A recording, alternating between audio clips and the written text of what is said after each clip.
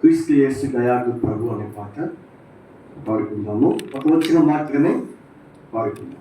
Song number 85 పాడుకొని మరి గుప్తంగా దేవుని మాటలు చెప్పుకొని మనం ముగించుకొని మరి వెళ్ళిపోతాం. 85వ పాట.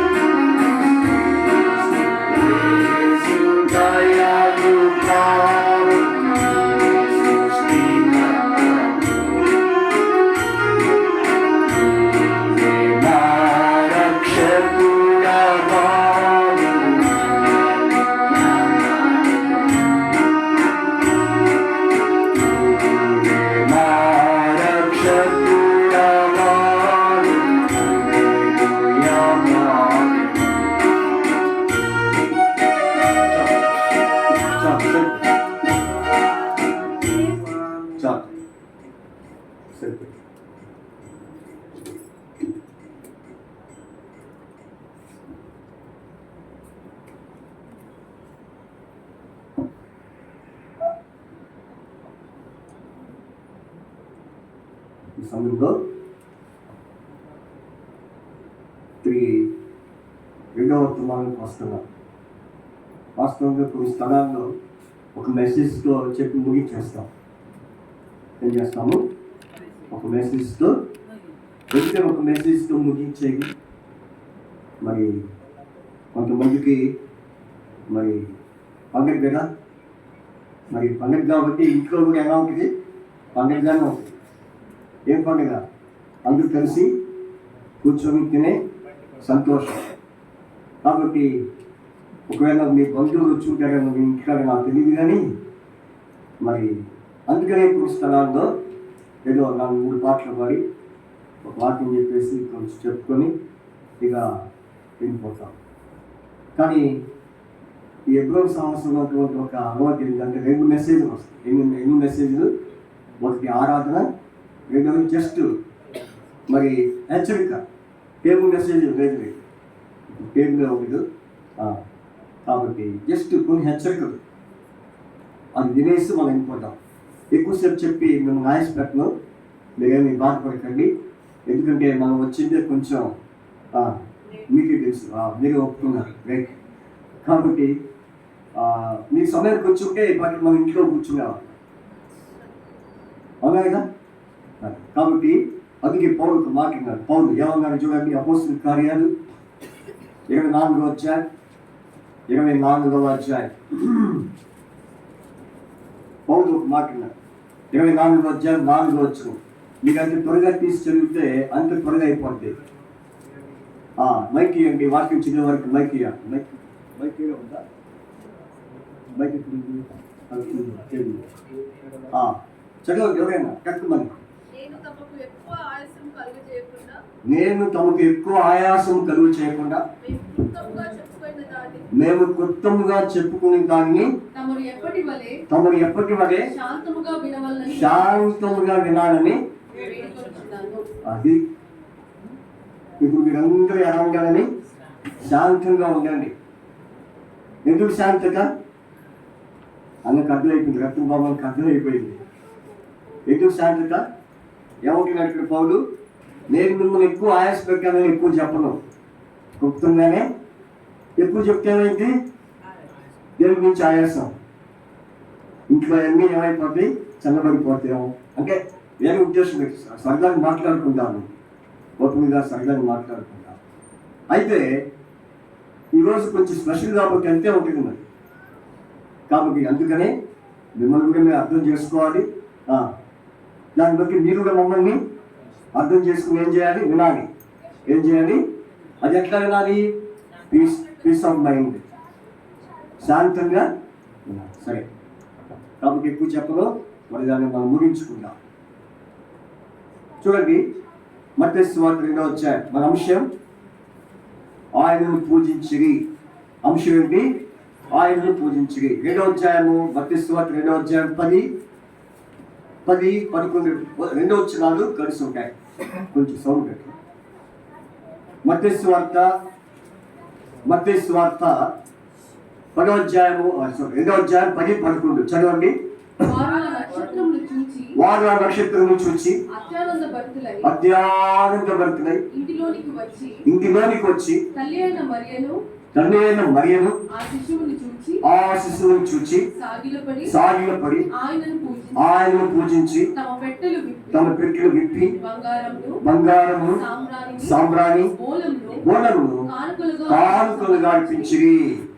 కాబట్టి ఆయనను పూజించి, ఉదయకాలము యేసు ప్రభువారు మరి జన్మించి ఉన్నారని, ఆయన యూదుడి రాజుగా పుట్టి ఉన్నారని తూర్పు దేశపు జ్ఞానులు మరి అక్కడ ఉన్నటువంటి వారు యెరూషలేములో ఉన్న వారిని అడిగినప్పుడు వారు ఏమయ్యారు? కలవరి పడిపోయారు. సరే, మొత్తానికి యూదుడి రాజు పుట్టాడని వారికి ఆధారం ఏంటి? నక్షత్రం. నక్షత్రమే మరి ఒక రాజు పుట్టాడని ఆ నక్షత్రం వారికి తెలియపరిచింది.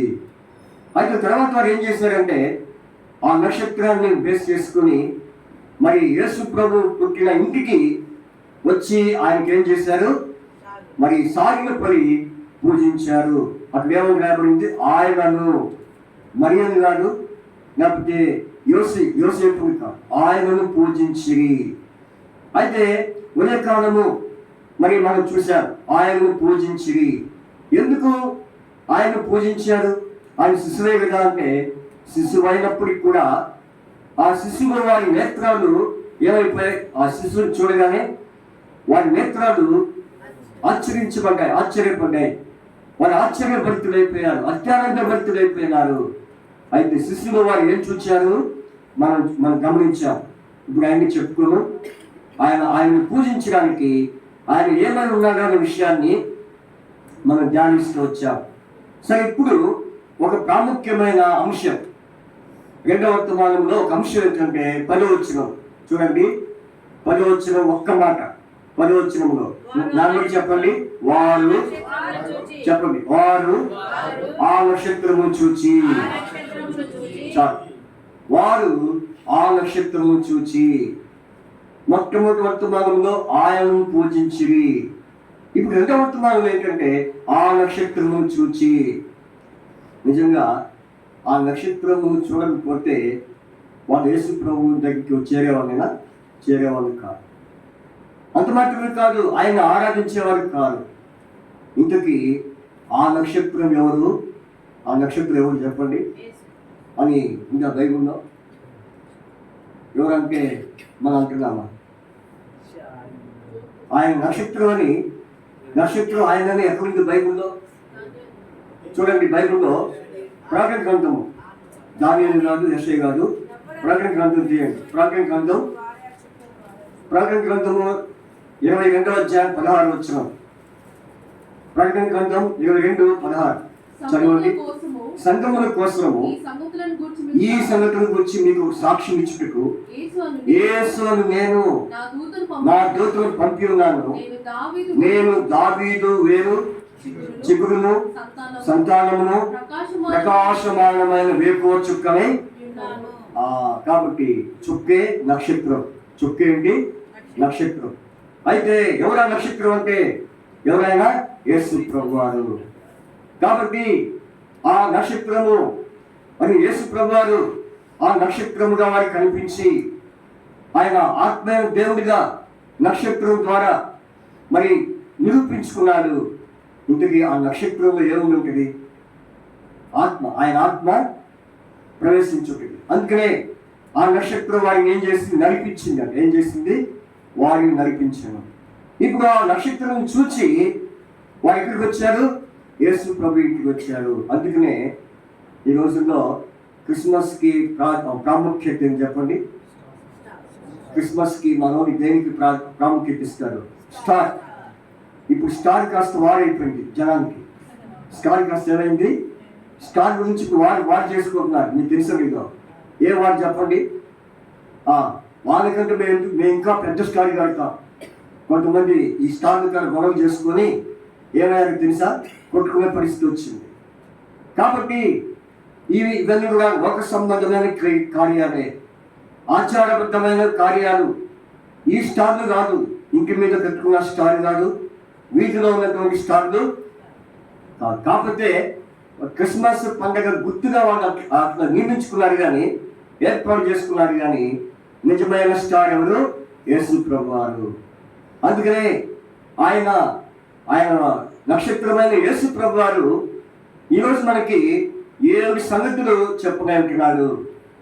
7 నక్షత్రాల గురించి ప్రధానమైన నక్షత్రమైన యేసు ప్రభువారు మనతో ఏం మాట్లాడుతున్నాడో 7 నక్షత్రాల గురించి ఈరోజు మనం తెలుసుకుంటాం. అబ్బో 7 నక్షత్రాలు అంటే ఎప్పటికైపోతాం అనుకోకండి. నేను జస్ట్ చెప్పేసి వెళ్ళిపోతాను. ఎందుకంటే మీకు కూడా ఇంటి కదా తొందర ఉంటుంది కనుక ఈరోజు పండుగ కాబట్టి. సరే, ఇప్పుడు మనం చూద్దాం. మరి నక్షత్రమైన యేసు ప్రభువారు 7 నక్షత్రాల గురించి ప్రభు ఏం మాట్లాడబోతున్నాడో అనేది ఇప్పుడు మనం ధ్యానం చేసుకుంటాం. దాని ముందుగా దావీదు ఒక మాట అన్నాడు. ఏమన్నాడు? ఆయన నక్షత్రముల సంఖ్యను నియమించి ఏం చేశారు? వాటికి పేర్లు. చూడండి ఆ మాట. కీర్తన 147 అధ్యాయం. కీర్తన 147 అధ్యాయం. Psalms 147 చూడండి. చదువు 4. నక్షత్రముల సంఖ్యను ఆయన నియమించి ఉన్నాడు. వాటికన్నిటికీ అంటే నక్షత్రానికి ఏమున్నాయి? పేర్లు ఉన్నాయి. ఎన్ని పేర్లు ఉన్నాయి? ఎన్ని? అన్నిటికంటే ఎన్నిటికి? ఇప్పుడు అన్ని చూసుకునే టైం కాదు ఇప్పుడు. అందుకని అన్నింటిలో ప్రధానమైన 7 నక్షత్రాలు. ఎందుకంటే ఆ నక్షత్రాలకు ఆయనే పేర్లు పెట్టాడు. ఆ పేరు కలిగిన నక్షత్రాలు ఏంటో ఒక్కొక్కటి మనం చూసుకుంటాం. ఇంతకీ 7 ఎందుకన్నా చెప్పండి? 7 ఎందుకంటే సంపూర్ణమే, సంపూర్ణ సంఖ్య. కానీ ప్రకటన గ్రంథము 1వ అధ్యాయంలో 7 నక్షత్రములు చేత పట్టుకొని ఉన్న చెప్పువాని సంగతులు ఏమనగా 7 నక్షత్రములు పట్టుకొని ఉన్నవాడు ఎవరైనా ప్రభువు యేసుక్రీస్తు వారు. చూడండి, ఆ వచనం కూడా చదివి మనము ముందుకు వెళ్ళిపోతాం. చూడండి, ప్రకటన గ్రంథం ప్రకటన 1వ అధ్యాయం 20 వచనం. ప్రకటన 1:20. అనగా కాగా నీవు చూచిన వాటిని ఉన్న వాటిని నీ వెంట కలగబో వాటిని అనగా నా కుడి చేతిలో నీవు చూచిన 7 నక్షత్రములు చూచిన మర్మము. కాబట్టి ఈరోజు ఏ మర్మం? 7 నక్షత్రాల యొక్క మర్మం ఈ మధ్యాహ్నం మనం నిలబోతున్నాం. ఎందుకంటే ఆ 7 నక్షత్రాలకు పేర్లు కూడా ఆయనే పెట్టి ఉన్నట్టుగా మనం చూస్తున్నాం. చూడండి, ఇప్పుడు ఆ 7 నక్షత్రాల ప్రకారంగా మనం కూడా సాగిపోవాలని, మనం కూడా ఆ నక్షత్రాలు మరి ఎటువంటి నక్షత్రాలు, ఒక్కొక్క నక్షత్రము ఏ అనుభవాలు కలిగి ఉందో ఆ అనుభవాలు మనం కూడా కలిగి ఉండాలని దేవుని యొక్క హెచ్చరిక. చూడండి, మొట్టమొదటి సంఖ్యాకాండము 24వ అధ్యాయము 17వ వచనం. సంఖ్యాకాండము 24:17. సంఖ్యాకాండము 24:17 వచనం. అందరం చూద్దాం, చదవండి. ఆయనను చూచున్నాను కానీ ప్రస్తుతం ఉన్నట్టు కాదు, ఆయనను చూచున్నాను కానీ సమీపం ఉన్నట్టు కాదు. నక్షత్రము యాకోబులో. కాబట్టి ఏ నక్షత్రం అంటే ఉదయించే నక్షత్రం. ఏ నక్షత్రం? ఉదయించే నక్షత్రం. ఎవరిలో ఉదయించింది? యాకోబులో. ఇందుకు యాకోబు ఎవరు? ఎటువంటి వారు నేను అడగలా. ఎవరంటే మీరు మోసగాడు అంటున్నారు డైరెక్ట్గా. ఎవరు ఆయన యాకోబు? ఇంటికి రెండో ఇశ్రాయేలు అంటున్నారు. ఎవరు కుమారుడు? ఇస్సాకు పుట్టిన కుమారుడు. కాబట్టి ఎన్నో కుమారుడు? ఫస్ట్ కుమారుడు, రెండో కుమారుడు. రెండో వాడు ఎటువంటి వాడు? ఇప్పుడు చెప్పండి. ఇంకా నుంచి మోసగాడు అంటున్నారు. ఇప్పుడు చెప్పండి, రెండో వాడు ఎటువంటి వాడు? మోసగాడు. కాబట్టి యాకోబు రెండో వాడు. కాబట్టి మోసగాడు. ఏ విషయంలో మోసగాడు? అన్నిట్లో మోసగాడు.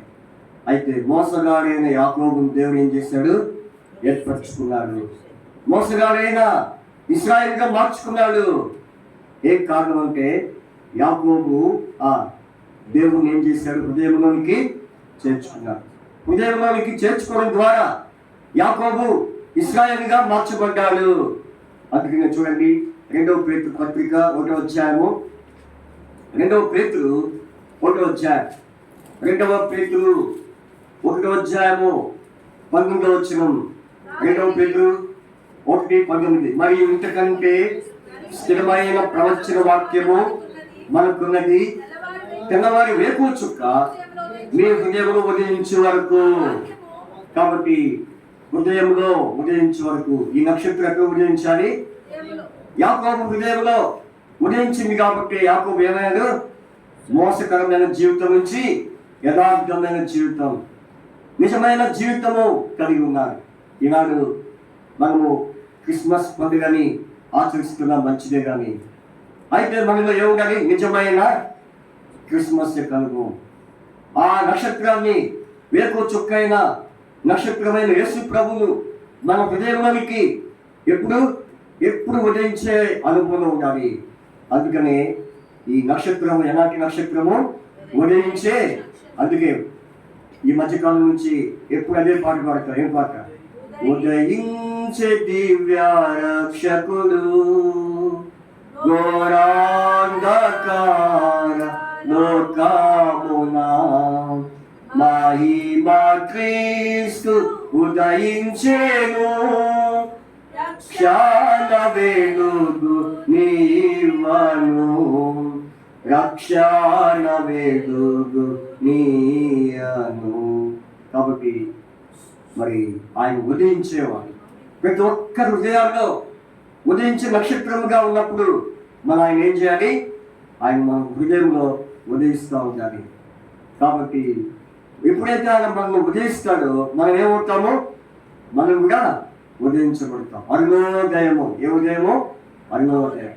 కాబట్టి ఇప్పుడు ఈ నక్షత్రం యేసు ప్రభు మరి పుట్టినప్పుడు ఆ నక్షత్రమే ఏ నక్షత్రం? అది ఉదయించే నక్షత్రం. ఆ నక్షత్రానికి ఫస్ట్ పేరు ఉదయించే నక్షత్రం. రెండో నక్షత్రం చూడండి, యోబు పుస్తకం.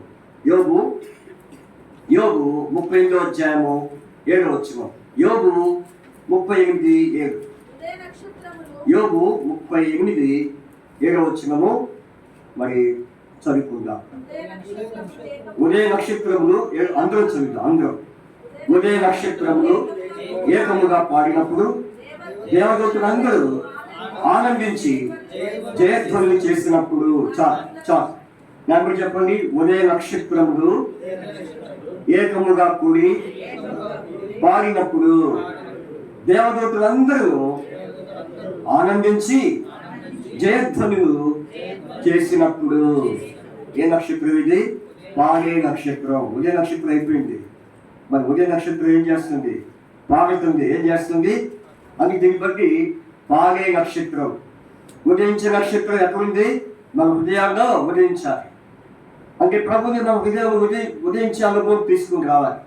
రెండవదిగా ఆ నక్షత్రం ఎలాంటిది? పాడి. కాబట్టి ఏ పాట?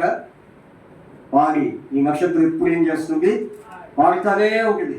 ఎప్పుడు చూసారు నక్షత్రాన్ని పాడటం? అయితే అవి కూడా దేవుని స్తుతిస్తాయి. ఏం చేస్తాయి? నక్షత్రాలు దేవుని స్తుతిస్తాయి. పాడండి. ఏ పాట?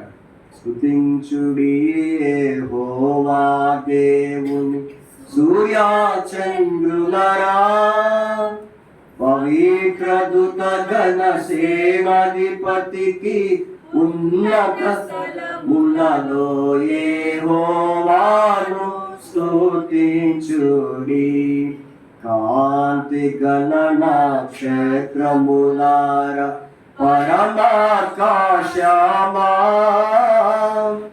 కాంతి గణ నక్షత్రములారా పరమాకాశమా. కాబట్టి గుర్తురండి. కనుక ఆ కాంతి గల నక్షత్రాలు ఏం చేస్తున్నాయి? దేవుని స్తుతిస్తున్నాయి, పాడి దేవుని కీర్తిస్తున్నాయి. మనం కూడా ఏం చేయాలి? ఎటువంటి నక్షత్రం ఉండాలి? పాడేవారికి ఉండాలి. కొంతమంది వాళ్ళు పాడుకుంటారని మనకి ఎందుకు అన్నట్టుకుంటారు. మన మందిరాల్లో ఎక్కువగా కొన్ని బయట మీటింగ్స్ జరుగుతున్నప్పుడు ఎక్కువ పాడే ఎవరి స్వరం వినపడింది? పాస్టర్ గారి స్వరం వినపడింది. ఆయనే పాడుకుంటాడు. ఆయనే మిగిలిన మంత్రి ఏం చేస్తారు? కూర్చుంటాడు మౌనంగా. అంటే అట్లా ఉండకూడదు. అందరు కలిసి పాడాలి. అందరూ ఏకీభవించి పాడితే అదెంతో సంతోషము. ఇప్పుడు ఈ నక్షత్రం ఎట్లాంటి నక్షత్రం? పాడినప్పుడు ఏమైంది? దేవదూతలు అందరూ ఏం చేస్తారు? ఆనందిస్తున్నారు. నిజంగా మనందరం పాడితే దేవదూతలు ఎలా ఉంటారు చెప్పాలి. మనందరూ కలిసి పాడామనుకోండి, దేవదూతలు అందరూ దుఃఖిస్తారు, ఏడుస్తారు, ఆనందిస్తారు.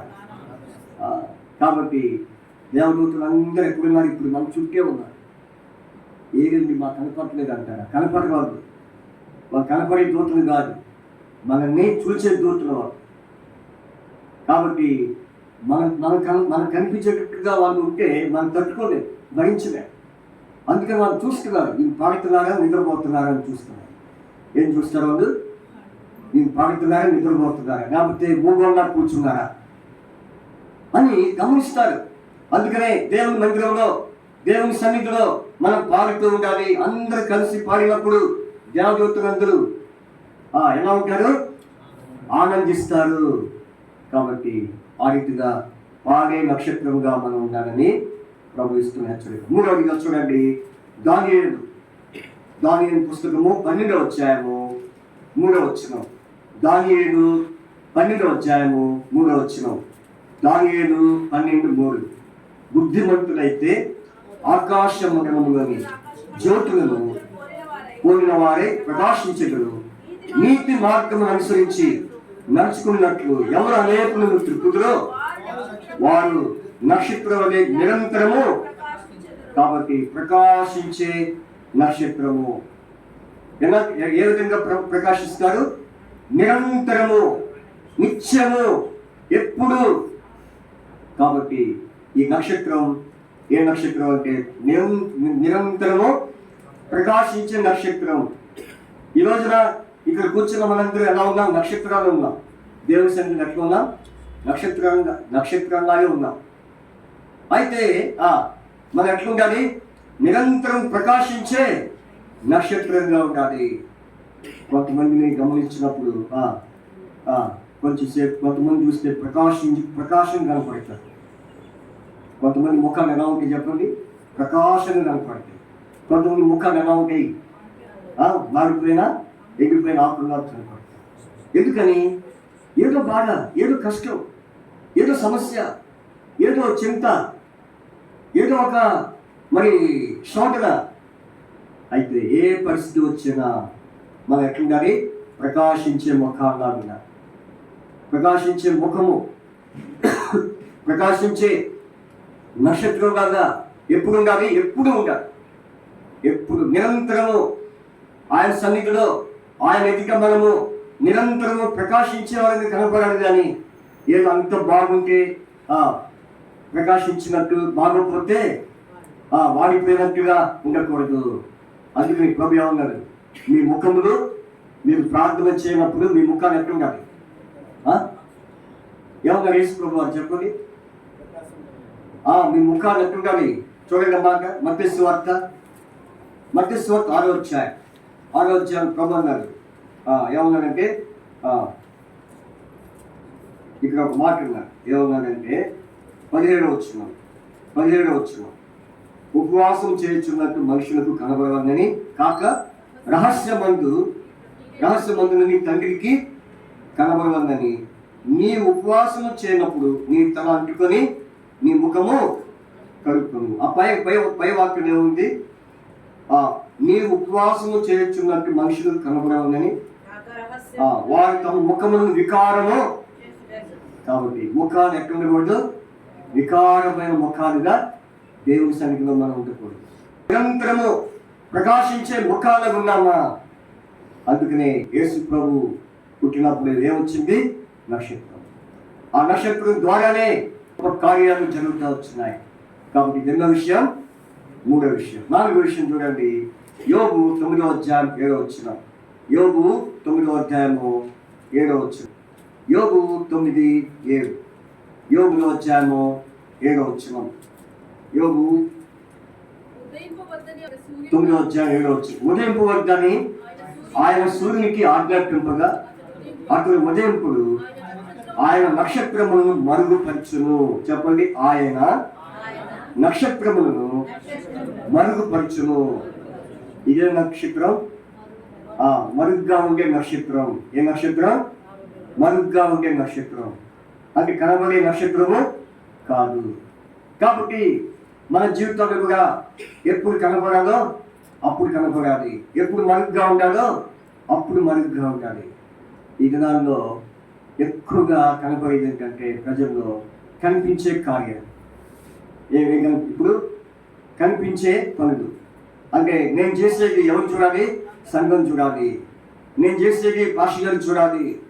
నేను చేసేది సంఘస్థులు చూడాలి. లేకపోతే నేను ఇచ్చేది అందరూ చూడాలి, అందరూ తెలుసుకోవాలి. ఇదేనా? కాబట్టి ఇదేంటి? కనబడే కార్యం. అయితే నేను చేసేది ఎవరికి? ప్రభుకు మాత్రమే కానీ మనుషులకి. అందుకనే ప్రభు ఏమన్నారు, నీ కుడి చేతి ఇచ్చింది ఎవరు తెలియకూడదు.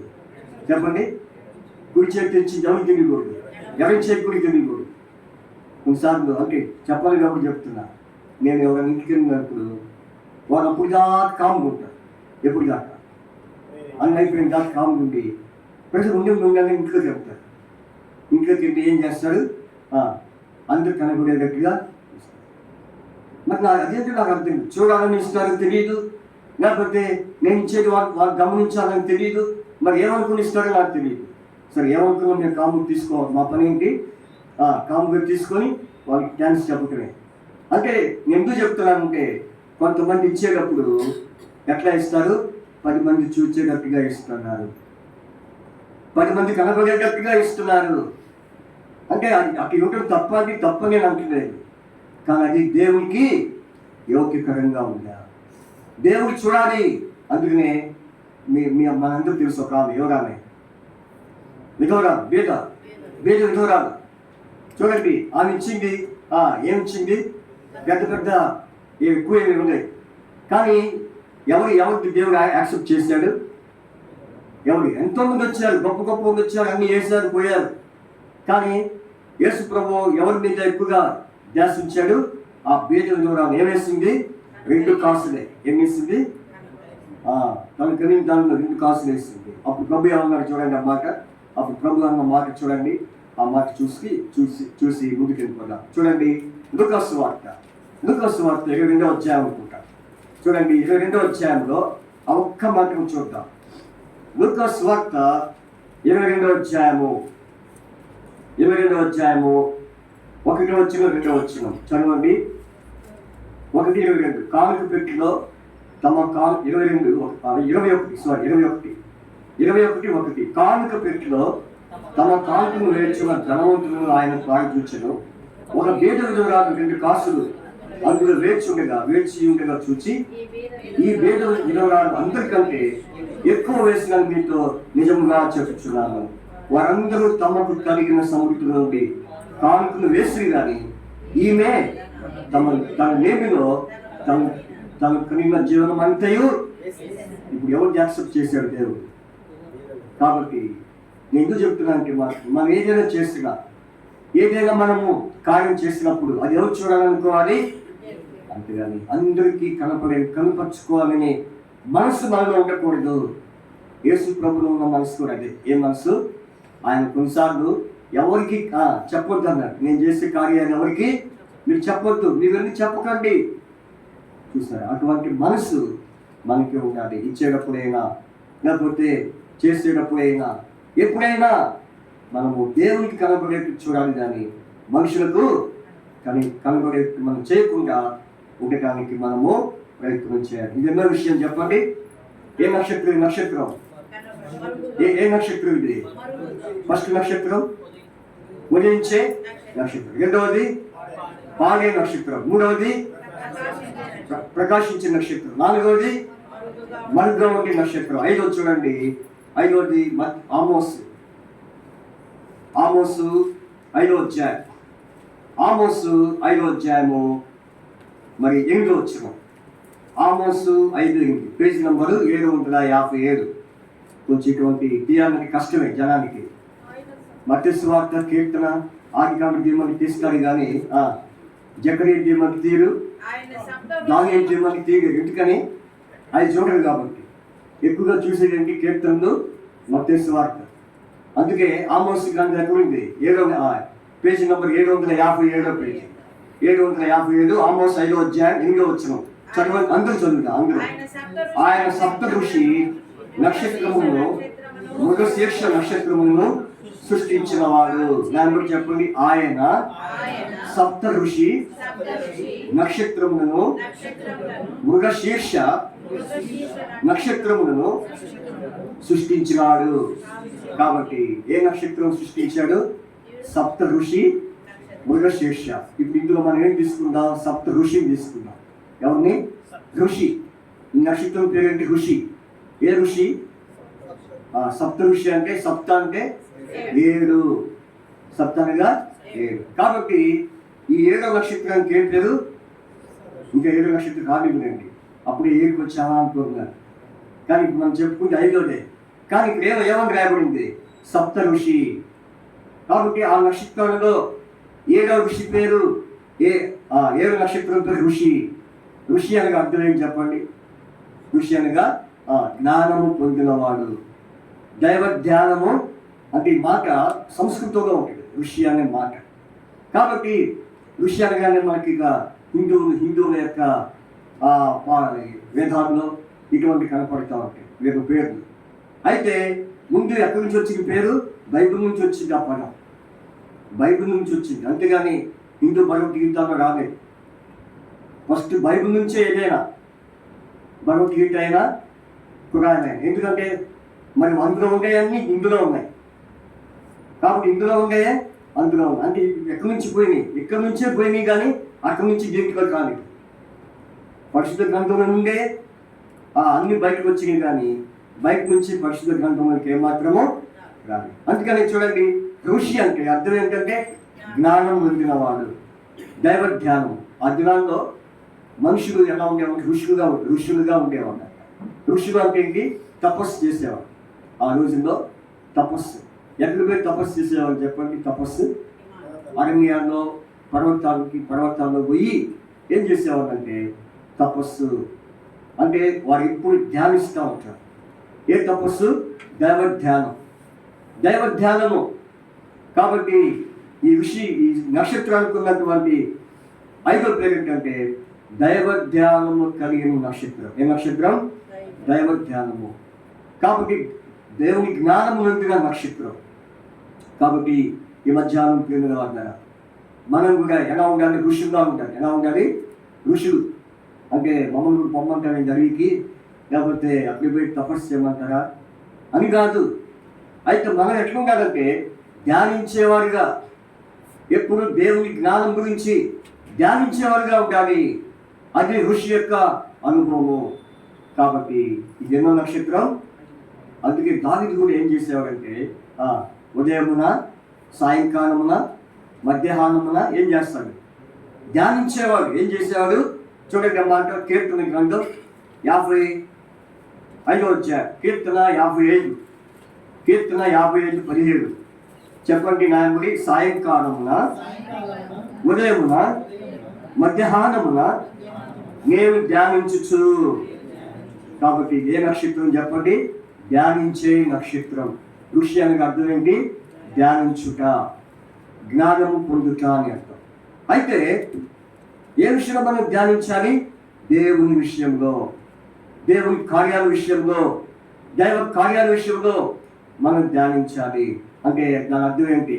ప్రార్థన గురించి, ఆరాధన గురించి, బైబిల్ స్టడీ గురించి, సువార్త కూడి గురించి, ఇట్లా ఎన్నో దేవుని కార్యాల గురించి మనం ధ్యానించాలి.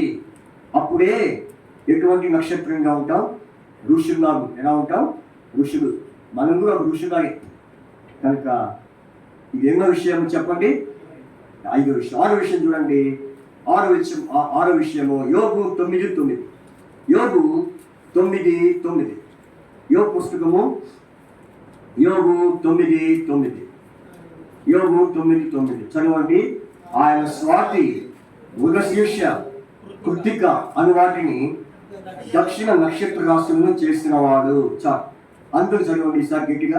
ఆయన స్వాతి, మృగశీర్ష, కృత్తిక అను వాటిని దక్షిణ నక్షత్ర రాశులను చేసినవాడు. ఇది ఎన్నో విషయం? 6వ విషయం. ఎన్నో విషయం అండి? 6వ విషయం. ఏంటి 6వ విషయం అంటే ఈ నక్షత్రం ఏ నక్షత్రము? స్వాతి. ఏ నక్షత్రం? స్వాతి. ఫస్ట్ నక్షత్రం పేరు చెప్పండి. ఉదయించే నక్షత్రం. 2వ నక్షత్రం పేరు పాలే నక్షత్రం. 3వది, 4వది మరుగ్గా ఉండే నక్షత్రం. 5వది ధ్యానించిన నక్షత్రం. అంటే ఏంటి? ఋషి. కాబట్టి 6వది ఏ నక్షత్రం? స్వాతి. అబ్బా ఇదేంటిరా ఈ పేరు బైబిల్లో ఉందనుకుంటున్నాడు ఆయన. స్వాతి అనే పేరు సహజంగా లేడీస్ పేరు కదా. ఆ లేడీస్ పేరు బైబిల్లో ఉంది ఇంకా అనుకున్నాడా? నిజమే. కొంతమందికి ఆశ్చర్యం. అయితే స్వాతి అంటే అర్థం ఏంటంటే ఆకర్షణీయము. స్వాతి అంటే అర్థం ఏంటి? ముత్యము. కాబట్టి ఆకర్షణీయము, ముత్యము అని అర్థం. కాబట్టి ఈ నక్షత్రానికి ఉన్నటువంటి గొప్ప అనుభవం ఏంటంటే ఆకర్షించే నక్షత్రం. ఏ నక్షత్రం ఇది? నిజంగా మరి యేసుప్రభు పుట్టినప్పుడు ఈ తూర్పు దేశపు జ్ఞానులు ఏమయ్యారు? ఆ నక్షత్రానికి ఆకర్షించబడ్డారు. ఆకర్షించబడకపోతే వారు యేసుప్రభు ఎందుకు వచ్చేవారైనా చూద్దాం. కాబట్టి ఈ నక్షత్రం పేరు స్వాతి. స్వాతి అనగా ఆకర్షణీయము, లేకపోతే ముత్యము. ఇంతకి ఏ విషయంలో ఆకర్షణీయం చెప్పండి? ఆకర్షణీయం అంటే ఏంటి? ఏ విషయంలో మనం ఆకర్షించబడాలి? ప్రేమ. ఏంటి? ప్రేమ. ప్రేమ ఏం చేస్తుంది? ఆకర్షిస్తుంది. చూడండి, ఫస్ట్ కొరింథీ పత్రిక 13వ అధ్యాయం. ఫస్ట్ కొరింథీ పత్రిక 13వ అధ్యాయము. ఫస్ట్ కొరింథియన్స్ చాప్టర్ 13 చూడండి, 13వ అధ్యాయం. కొరింథీ పత్రిక 13వ అధ్యాయము చూడండి. ఈ మాట మనకు ప్రేమ గురించి ఏం చేస్తుంది చూడండి. ఎన్నో వచ్చిన 4 చదవండి. సహించును, దయచూపును, ప్రేమ మత్సరపడదు, ప్రేమ గమ్మముగా. అది ఎంత ఏంటి చెప్పండి? ఆకర్షణ. ఏం చేస్తుంది? ప్రేమ ఆకర్షిస్తుంది. కాబట్టి ప్రేమలో ఏముండదు? ప్రేమలో ఏముండదు? మత్సరం ఉండదు. తర్వాత గంభం ఉండదు, అమర్యాదగా ఉండదు, కాబట్టి ఉప్పొంగదు. కాబట్టి ప్రేమ ఏం చేస్తుందంటే ఎప్పుడు సహిస్తుంది, దయ చూపిస్తూ ఉంది. కాబట్టి ఎవరిలో దయ ఉన్నప్పుడు, ఎవరైనా ప్రేమ ఉన్నప్పుడు ఏమంటారు? ఆకర్షించబడతారు. ప్రేమ లేకపోతే ఆకర్షించబడరు. కాబట్టి ఎన్నో విషయం చెప్పండి, ఆరో విషయము. కాబట్టి మనం కూడా ఏం చూపించాలి? మనం చూసి ఇతరులు ఆకర్షించబడాలంటే ప్రేమ. దేవుని ఎద్దకు ఆకర్షించబడాలంటే మన ప్రేమ వారికి చూపించాలి. కొంతమంది ఇదే ఆధారం చేసుకొని క్రీస్తు ప్రేమను ఆధారం చేసుకుని ఏం చేస్తున్నారు? అక్కడక్కడ స్వీట్లు పంచుతున్నారు. తర్వాత ఇక ఏదో కొన్ని బాక్సులు పంచుతున్నారు. ఏం కారణం? ప్రేమ. క్రీస్తు ప్రేమ ఇలా ఉంటుందని రుచిపరచడానికి. అయితే అసలైన ప్రేమ ఏ ప్రేమ? ఆయన మన కొరకు ప్రాణం పెట్టినటువంటి ప్రేమే అగాపే ప్రేమ. ఆ ప్రేమను మనం పొందుకొని ఉంటే, మనం చూపించే ప్రేమ ద్వారా ఇతరులు ఏమవుతారు? ఆకర్షించబడతారు. ఒకవేళ మనం ప్రేమించకుండా వారిని దూషిస్తే రెండోసారి వస్తారు మన కాడికి రాదు. మన విషయంలో చెప్పుకుంటారా? అందుకనే స్వార్థ యొక్క అనుభవం ఏంటంటే ప్రేమ ఆకర్షణీయము. ఇదన్న విషయం. 6వ విషయం. 7వ విషయం చూసుకొని మనము ముగింపులోకి వచ్చాక మత్తయి సువార్త 2వ అధ్యాయం 9వ వచనం. మత్తయి సువార్త 2వ అధ్యాయము 9వ వచనం చూసుకొని మనము ముగించుకుందాం. చూడండి, మత్తయి సువార్త 2వ అధ్యాయము 9వ వచనం చదవండి, అందరం చదువుతాం. మత్తయి సువార్త 2వ అధ్యాయము 9వ వచనం. వారు రాజమార్గ విని బయలుదేరిపోవచ్చుండగా ఇదిగో తూర్పు దేశమున వారు చూచిన నక్షత్రము ఆ శిశువు ఉండిన చోటికి నీరుగా వచ్చి నిలిచి వరకు వారికి ముందుగా, కాబట్టి వారికి ముందుగా నడిచెను. ఎవరికి ముందుగా?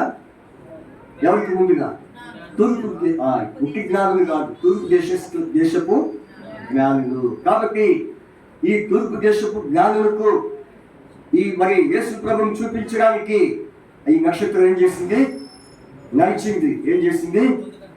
కాబట్టి వారికి ముందుగా నడిచిన నక్షత్రం. ఏ నక్షత్రం ఇది? నడిచిన నక్షత్రం. కాబట్టి మనం కూడా దేవుని ఎద్దకు మనం కూడా ఇతరులను ఏం చేయాలి? నడిపించాలి. ఏం చేయాలి? ఒకవేళ ఈ నక్షత్రము నడవకపోతే తూర్పు దేశపు జ్ఞానులు యేసు వద్దకు నడిచేవారు. అలాగే నీ జీవితంలో కూడా గమనించు ప్రేమైన సోదరుడా, నీ ద్వారా యేసు వద్దకు ఎంతమంది నడిపిస్తున్నావు? ఎవరినైనా నడిపించావా? నీవు దేవుడు నక్షత్రముగా వాడుకుంటున్నాడు. నీవే దేవుడు నక్షత్రం అనుకో. అయితే నిన్ను ఒక నక్షత్రముగా ఏర్పరచుకున్నప్పుడు నువ్వేం చేయాలి? నడిపించాలి. చూడండి, ఆ నక్షత్రము తూర్పు దేశంగా నడిపించింది. యేసు ప్రభు ఎదుకు నడిపించినట్లుగా మనందరం ఏం చేయాలి? యేసు ఎదుకు నడిపించాలి. నడిపిస్తున్నామా? ఎంతమందిని నడిపించాం? ఎంతమందిని తీసుకొచ్చాం దేవుని ఎదుకు? పరీక్షించుకుంటాం. ఇదే నిజమైన క్రిస్మస్ యొక్క అనుభవము. కాబట్టి ఈ 7 సంగతులను మనం ఉద్దేశించి దేవుడు మనతో మాట్లాడుతూ వచ్చాడు. ఏ విషయంలో మనం తప్పిపోయాం? ఏ విషయంలో మనం చేయలేకపోతున్నాం? ఏ విషయంలో ఈ కార్యాన్ని జరిగించలేకపోతున్నాం? ఒక్కసారి మన మనసులో మనమే 1 నిమిషం ప్రార్థన చేసుకొని ముగించుకుందాం. ఒక విషయం చెప్పాలనుకుంటున్నాను. ఒకవేళ ఏ విధమైన నక్షత్రాలకు అనుభవం నీవు లేకపోతే నీ మీద ఒక నక్షత్రం వేయబోతున్నారు. ఏ నక్షత్రం వేయబోతున్నారు? చెప్పండి. ఈ 7 నక్షత్రాల వల్ల మనం ఉండకపోతే, వింటున్నారా? ఈ 7 నక్షత్రాల వల్ల మనం ఉండకపోతే ఒక నక్షత్రం మన మీదకి వచ్చింది. అది చాలా ప్రమాదమైన నక్షత్రం. అది మహా డేంజర్. కొంతమంది పై చూసినప్పుడు ఒక నక్షత్రం ఎవరో పరిపోయినట్టుగా చూస్తారు. అయ్యే నక్షత్రాలు తోక నక్షత్రం. అమ్మో ఇంకేం అయిపోయింది, చచ్చిపోయాను అనుకో. చిన్నప్పుడు నేను చూసేవాడిని. ఇప్పుడు అవి కనపట్ల. తోక నక్షత్రం వస్తాయా? ఇప్పుడు వస్తున్నాయా? అవి కాదు, వాటికంటే భయంకరమైన నక్షత్రం ఉంది. చూడండి, ప్రకటన గ్రంథము 8వ అధ్యాయం. ప్రకటన గ్రంథము ప్రకటన 8:11 చదవండి. ప్రకటన 8:11. అందరూ చూద్దాం. ప్రకటన 8:11. ఆ నక్షత్రములకు మాచిపత్రి అని పేరు, అందువలన నీళ్లలో 3వ భాగము మాచిపత్రి ఆయను. నీళ్లు చేయలేకపోయినందున వాటి వలన మనుషులు అనేకులు చచ్చిరి. ఇది చాలా డేంజర్ నక్షత్రం. కాబట్టి ఎవరి మీద పడింది ఈ నక్షత్రం చెప్పండి? ఎవరి మీదకి? ఎవరైతే ఈ ఏడు అనుభవాల నక్షత్రం, ఈ 7 అనుభవానికి కలిగినటువంటి నక్షత్రాల వలె మనం ఉండకపోతే ఈ నక్షత్రం వచ్చింది మన మీద. కాబట్టి ఈ నక్షత్రం రాకుండా చూడాలంటే ఈ 7 నక్షత్రాల వలె మనం జీవిస్తే కానీ ఈ నక్షత్రం మన మీదకి. ఈ నక్షత్రం ఏ నక్షత్రము? మాచిపత్రి నక్షత్రము. ఈ మాచిపత్రి నక్షత్రము 3వ భాగం అంతా ఏమైపోద్ది? నీరు చేదైపోయి ఆ నీళ్లు తాగిన వారు ఏమైపోతారంట? చనిపోతారు. కాబట్టి అటువంటి ప్రమాదమైన పరిస్థితి తప్పించబడాలంటే మనము ఈ 7 నక్షత్రాల వల్లే మనం జీవించుకున్నాక దేవుడు రీతిగా ఆయన రాకడికి మనల్ని సిద్ధపరచుగాక. మరి చివరి ప్రార్థన చేసుకొని మనం ముగించుకుంటాం. మన మధ్య రత్నభావంగా ప్రార్థన చేసి ముగించు.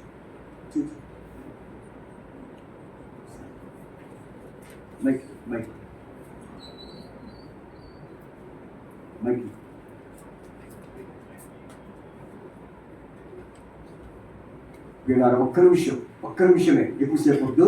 ఒక్క నిమిషం. ప్రభా, ఈ 7 నక్షత్రాల వల్లే నేను ఉన్నానా లేదా? నేను అలా ఉండటానికి నీవు నాతో మాట్లాడుతూ వచ్చావు, లేకపోతే ఆ మాచిపత్రి నక్షత్రం నా మీదకి వేస్తావు? వద్దు ప్రభా, ఆ నక్షత్రం నా మీదకి కాకుండా చూడు. ఈ 7 నక్షత్రాల వల్లే నేను జీవిస్తాను ప్రభు అని చెప్పి తీర్మానం చేసుకుంటాం.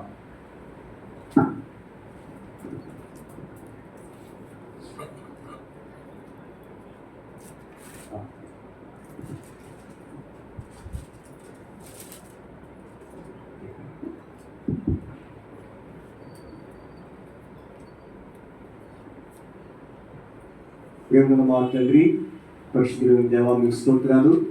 మీరైతే నా గొప్ప దేవుడవు, అద్భుత ఆశ్చర్యకార్యం చేయవాడు. అటు దేవుడుగా మీరు మాకు మందిగా స్థుతిస్తున్నారు ప్రభా. ఈ దినమున వేషవాళ్ళు మేమందరము నీ బిడ్డలముగా, పరిశుద్ధులముగా, నీ సొత్తుగా మమ్మల్ని చేర్చి ప్రభా తండ్రి, ఈ క్రిస్మస్ ఈరోజు ప్రభా తండ్రి, ఈరోజు క్రిస్మస్ అని చెప్పేసి అనేకులు కూడుకున్నట్టుగా మేము కూడా ప్రభా తండ్రి నాయన ఈ దినము సమయాన్ని మరి వృధా చేయకుండా నీ సన్నిధిలో గడిపి నీ మాటలు, నీ పాటలు పాడుకొని ప్రభా నిన్ను ఆరాధిస్తూ ధనపరుస్తూ వచ్చాం. నీ మాటల ద్వారా మేము హెచ్చరిక చేయబడి ఉన్నాం. కాబట్టి మా జీవితంలో నీ మాటలు మాకు అనుగ్రహించావు. నీ స్తోత్ర. ఆ ప్రకారముగా ప్రభా మేము జీవించి నీ రాకడికై సిద్ధపడినట్లుగా మాకు సహాయం చేయండి. ఓ దినము వస్తుంది, మాచిపత్రి నక్షత్రము ఈ భూమి మీదకి పడే దినం వస్తుంది. అది రాకముందే మేము ఎత్తబడే వారంగా మమ్మల్ని సిద్ధపరచండి. ప్రార్థన చేస్తున్నాం. 7 నక్షత్రాల వలె మేము కొనసాగినట్లు మాకు జ్ఞానోదయం కలుగుచేయండి. ప్రార్థిస్తూ మీకే అప్పచెప్పుకుంటున్నాం. ఇటువంటి వాక్యాన్ని ప్రభా మా జీవితాల్లో మీరే ప్రభా మరి ఫలింపజేసి మీకు మహిమ తెచ్చేవారంగా మమ్మల్ని సిద్ధపరచమని ప్రార్థిస్తున్నాం. ఈ సందర్భముగా మరి ఇప్పుడు వచ్చిన ప్రతి ఒక్కరిని బట్టి స్తోత్రాలు. అదే ప్రభు తండ్రి నాయన, మరి ప్రభు దూర ప్రాంతం నుంచి సైన్యాలను, మరి ఇసక్కను, క్రైసక్కను, మరి సమన్యక్కను, అలాగే ప్రభు తండ్రి ప్రభు కుటుంబాలుగా తీసుకొచ్చారు. ప్రభావం మీ స్తోత్రాలు. ఇంతకుముందుగా వార్తాంటి మరి సైన్యాలన్న వారి దగ్గర ఉంటూ వచ్చారు. వారిని కూడా క్షేమంగా తీసుకొచ్చారు. మంచి ఆరోగ్యంతో నింపండి ప్రార్థన చేస్తున్నాం. అదే ప్రభు తండ్రి ప్రభా నాయన, మరి మా ప్రియులు రత్నాకర్ జ్ఞాపకం చేసుకోండి. ఆ బాబు నలుగురు మీరు తాకము స్వస్థపరచు. సుకన్య ఈ సంవత్సరం 10వ తరగతి ఆ బిడ్డని సిద్ధపరచండి. ఎగ్జామ్ కొరకై సిద్ధపరచండి. ప్రార్థన చేస్తున్నాం. అట్లాగే ప్రభా మరి మా ప్రియులందరినీ పేరు పేరున కుటుంబాలుగా మీరు జ్ఞాపకం చేసుకోమని ప్రార్థిస్తున్నాం. రేపు 31వ తారీఖు 31st వాచ్మెన్ సర్వీస్ కొరకు ప్రభా సిద్ధపరచండి. నూతనమైన వాగ్దానాల కొరకు సిద్ధపరచమని ప్రార్థిస్తున్నాం. ప్రభా సహాయం చేయండి. మీరే జ్ఞాపకం చేసుకోండి. అలాగే ఎవరైతే ప్రభా తండ్రి అనారోగ్యం ఉన్నారో మీరు వారిని స్వస్థపరచమని ప్రార్థిస్తారు. తుఫాన్ చెప్పారు ప్రభా, మరి కొన్ని చోట్ల భయంకరమైన వర్షాలు ప్రభా మీరు జ్ఞాపకం చేసుకోండి. ఈరోజు మాకు ఇచ్చిన మంచి తేకైన వాతావరణంకై ప్రభా మేము స్తుతిస్తున్నాం, ఘనపరుస్తున్నాం. కనుక మీకే మహిమ ఘనత ప్రభావం మీరు ఆరోపించుకుంటారు. సమస్త మీ నామానికి మహిమ తెచ్చుకోండి. అలాగే ఈ సందర్భముగా మనకి తీసుకొచ్చిన మరి యొక్క స్వీట్స్ బట్టి ప్రభా పలహారాన్ని బట్టి స్తుతిస్తున్నాం. మరి ఎవరి ప్రేమ ప్రయాసం ద్వారా ఈ పలహారము మా యొక్క తేబడిందో వారికి దీవించండి, ఆశ్రయించమని ప్రార్థన చేస్తున్నాం. నానాటికి సంఘము క్షేమాభివృద్ధి చెందులకు సహాయం చేయండి ప్రభావ. నన్ను కూడా మీరు వాడుకున్నారు, కొంత బలహీనంగా ఉన్నప్పటికీ ప్రభావ మీరు స్వస్థపరిచి మీ సన్నిధిలో వాడుకున్నందుకై నేను ఘనపరుస్తుంది. మా సహవాసం దీవించండి. ఇజ్రాయల్ ఫీబక్క వారు కూడా దూర ప్రాంతంలో ఉన్నారు, కెనడాలో. మీరు వారిని కాపాడండి, సహాయం చేయండి. అక్కడ కూడా భయంకరంగా మంచు విపరీతంగా ఉందని చెప్తున్నారు. కనుక మీరు కాపాడండి, ఆరోగ్యవంతులుగా చేయండి. ప్రార్థిస్తూ మీకు అప్పు చెప్పుకోవచ్చు. యేసుక్రీస్తు వారి పరిశుద్ధమైన నామమున. అలాగే శ్యామన్న మరి డ్యూటీ విషయం ప్రార్థన చేస్తున్నాం. మరి తన డ్యూటీలో ఉన్న కొన్ని కష్టాలు ఉన్నాయి, కొన్ని ఇబ్బందులు ఉన్నాయి. మీరు కాపాడండి, సహాయం చేయండి ప్రార్థిస్తూ. ఈరోజు ఎవరైతే మిస్ అయినారో రేపు ఆదివారం మీరు నడిపించమని ప్రార్థిస్తూ యేసుక్రీస్తు వారి పరిశుద్ధమైన నామమున స్తుతించి ప్రార్థించి అడిగి వేడుకొంచున్నాం తండ్రి, ఆమేన్. దయచేసి మరి గుర్తు గోటు పట్టండి. ముగించేసాము. మరి ఒక చిన్న పాట పాడుతుండగా మరి ఈ స్వీట్స్ తీసుకొచ్చారు పలహారాలు. ఒక చిన్న పాట పాడుతుండగా ఈ పలహారం పంచండి. మరి ఇదే పాట పాడుకుందాం. ఉదయించే దివ్య రక్షకుడు అనే పాట.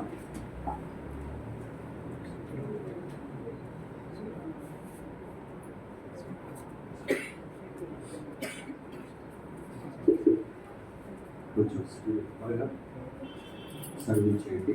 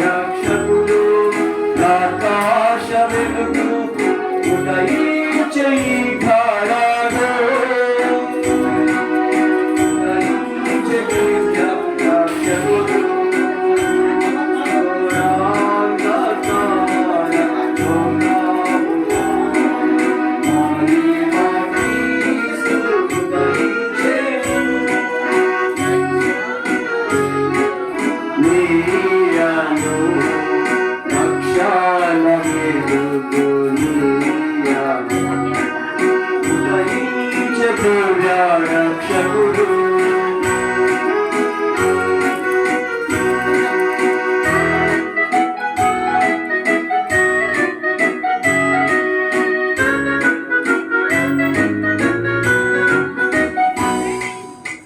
ఆశీర్వాదం ప్రార్థన చేసుకొని మన తండ్రి దేవుని ప్రేమయు కుమారుని యేసుక్రీస్తు వారి కృపయు పరిశుద్ధాత్మ యొక్క సహవాసము చదువుతున్న మనందరికీ ఆయన కృపాతోని నడిపించుగాక ఆమేన్. అందరికీ ప్రైజ్ ది లార్డ్. తిరిగి మనం వచ్చే ఆదివారం కలుసుకుంటాము. అలాగే 31వ తారీఖు నైట్ వాచ్మెన్ సర్వీస్ ఉంది. మరి మీరు మీతో పాటు వాటిని కూడా మరి ఆ రోజు తీసుకుంటారు. మీ మధ్యకు ఒక ప్రత్యేకమైన వర్తమానికి వస్తాడు. మరి కాబట్టి మీరు కూడా కొత్త వారిని తీసుకుని రావడానికి ప్రయత్నించండి. ఈ విషయం గురించి మీ ప్రార్థనలో జ్ఞాపకం. Praise the lord.